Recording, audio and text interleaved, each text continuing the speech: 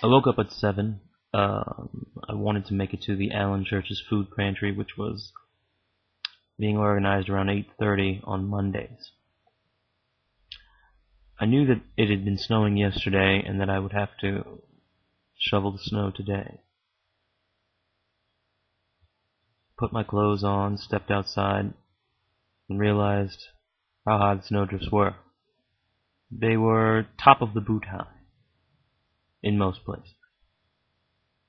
So I went out, shoveled. It was very cold.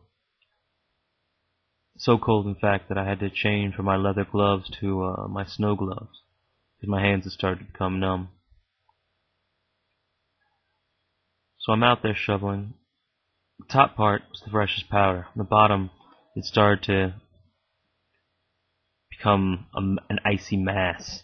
I knew that would be just a bunch of treacherous ice that would make navigation very difficult in the backyard.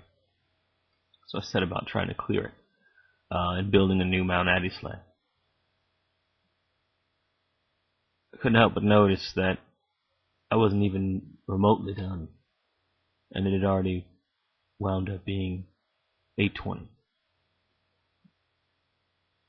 So I took the shovel down, started to make my way out towards the front.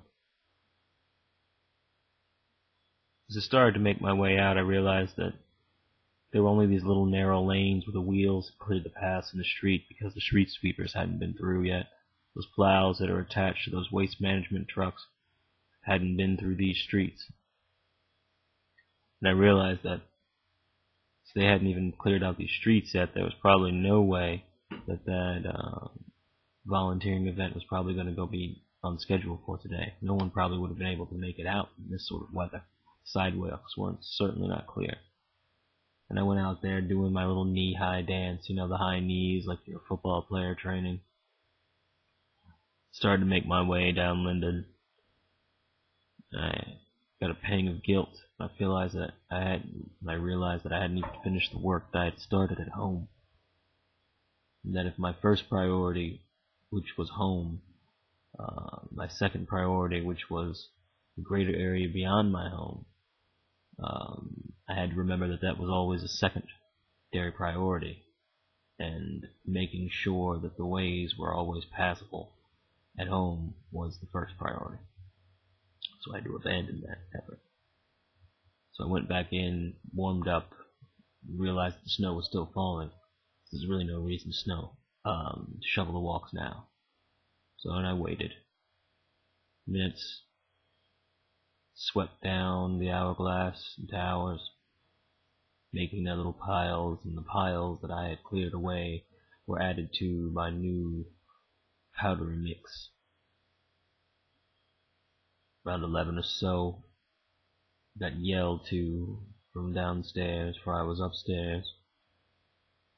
Grandma told me that some of the boys were out there, and they had a snowblower. Lester's kids.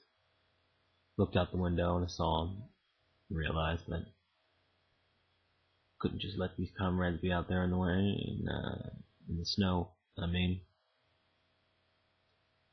Why not lend them a hand? So I put on my clothes again. Graham had been kind enough to warm up my jeans I'd been wearing to shovel the snow over one of the, not furnaces, but one of these little room heaters we've got. So they have these little boxes that they're in, these little grates on them that let the heat get out. They're just radiators in there, but the boxes cover them and make it just not look so commercial, like there's just a radiator in the room. They have these little lids, and sort of my pants were sort of sticking out of one of these little lids. The legs were inside, the opening was out, kind of like they were sort of caught in a bear trap, as it were. So I grabbed them, threw them on, went out there and joined the boys. Now let me tell you this, that Lucille was a match for that snowblower any day. When I was clearing the paths by hand, I was making much better time than the other Chris Lester's son was with the snowblower. I would take the the Hammer and Hank challenge with him any day. And that snowblower. From 97, he said. It was a 97 snowblower. But I don't think he was necessarily using it right. Might have also just, that motor's got to be shot. It was making this weird noise.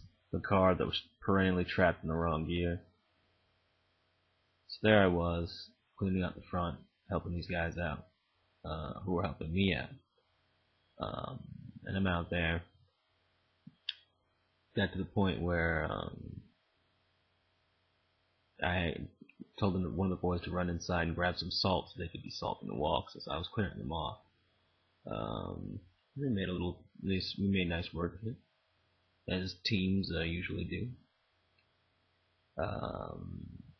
After I cleared away the walkways and the boys had made their way home, I managed to start back in the driveway, clearing out a path straight from the garage into the street. Graham had come to the door and asked if I had helped the boys had cleared away Juanita's walkway. And I said no, and I'd probably have to do it.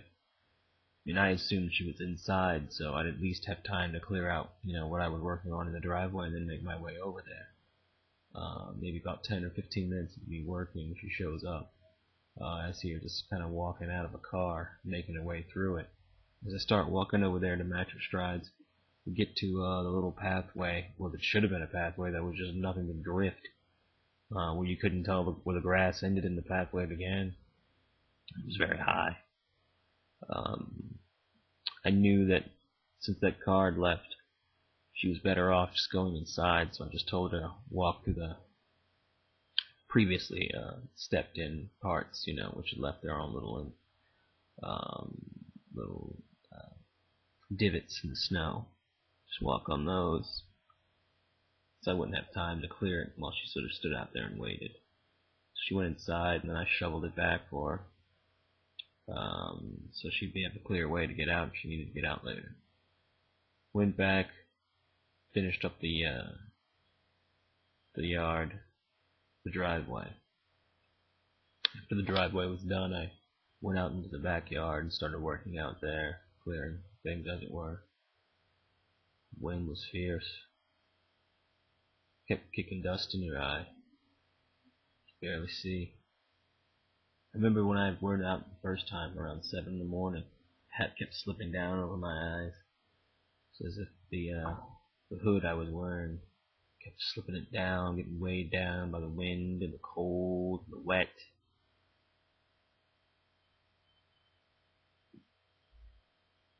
Still continued on. Cleared up what I could finish.